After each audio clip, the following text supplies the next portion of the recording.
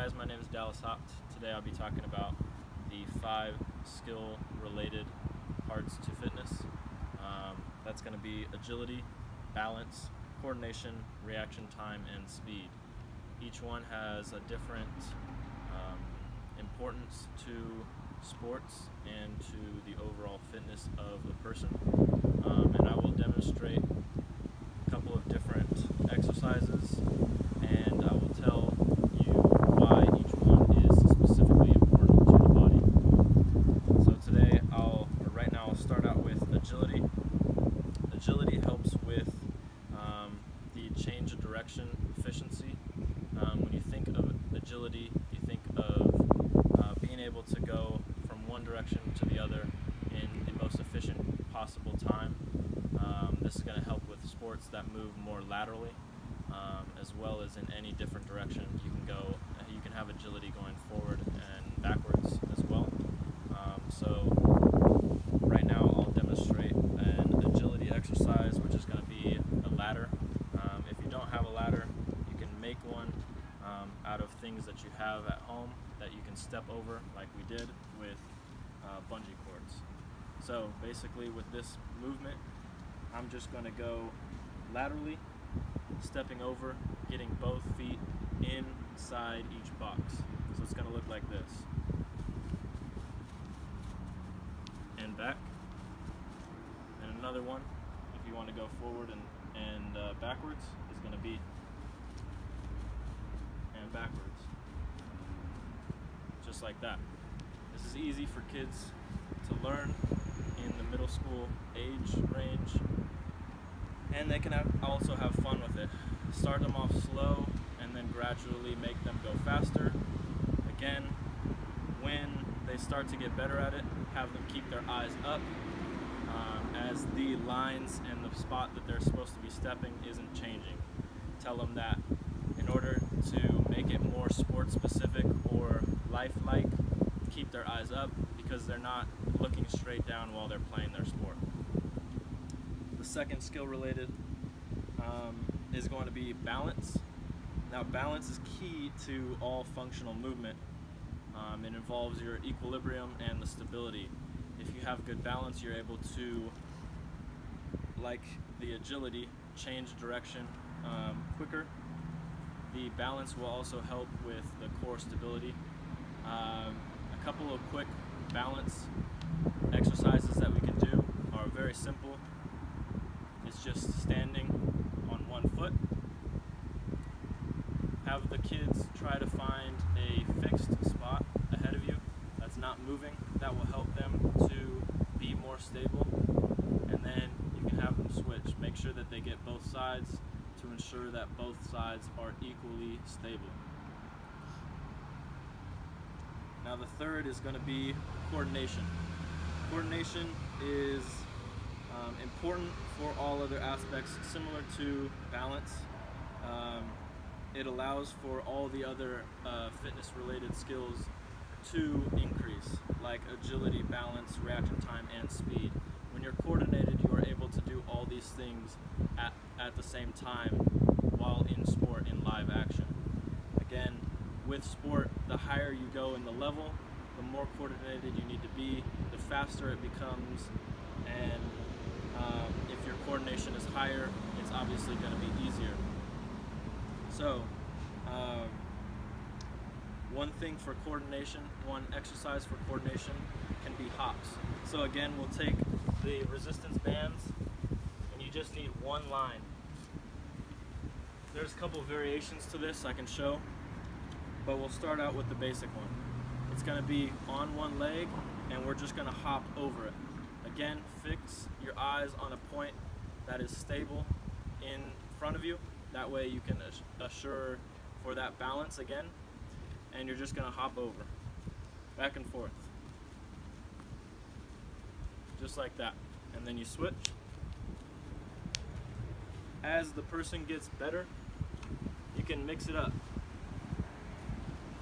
So in this instance, we have a cross or an X pattern. Now, with this movement, we will go in a square. So it looks like this.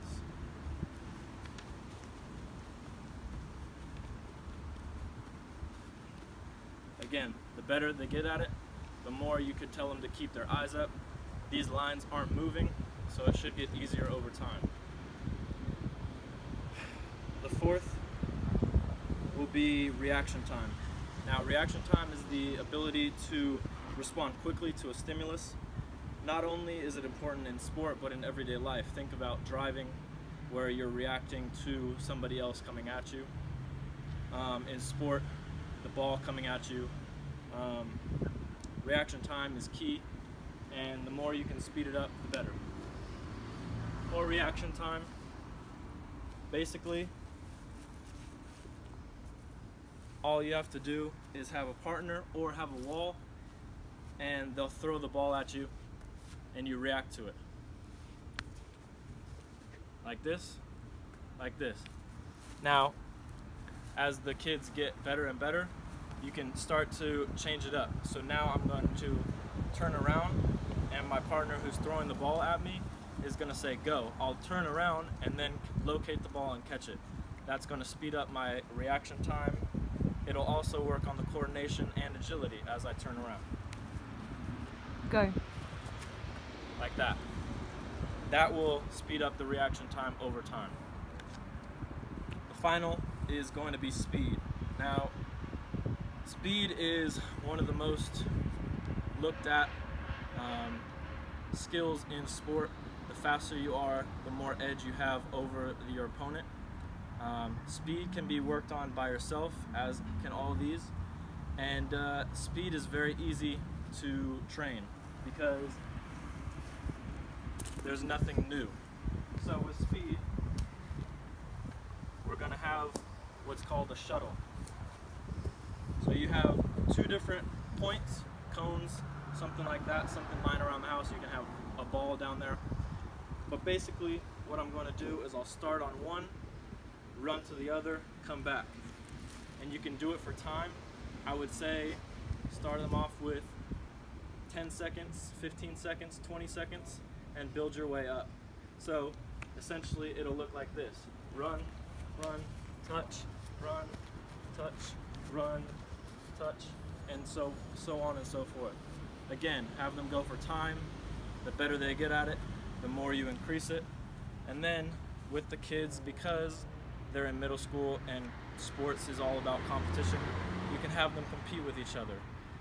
So for this one, you can have somebody facing each other and they can do the shuttle, and then they're racing. Now that helps them to build their speed, helps them to push themselves, try to get better, and it should help everybody in this situation.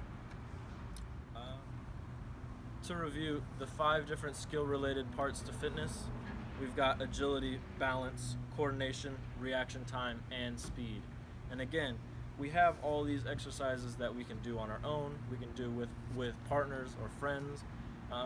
If you do them with friends, then you can add in that competition aspect that I talked about. The faster you go and more you compete with other people, the more it will push you to get better and improve. Now, because you're in a class, this is going to be the challenging part, is to set everything up and make sure everybody knows what they're doing.